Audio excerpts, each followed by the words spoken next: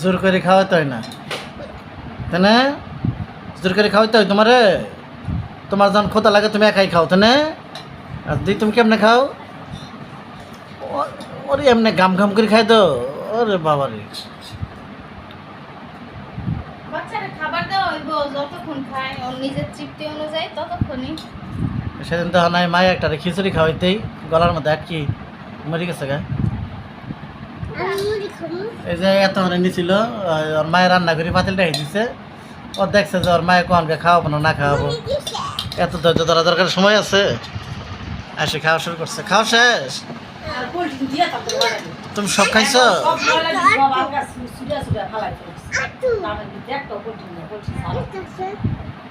তুমি সব খাই দিছ? খাও, সব খাই দাও। মাকে যায় বলো তুমি সব খাই দিছ। মাকে ডাক দাও, আরো খাবা। ওরে একবারে 400 মিষ্টি খাইতেছে। আরে অল্প নুডলস রাঁধছি।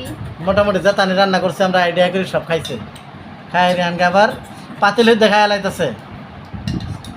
আমরা চুপ করে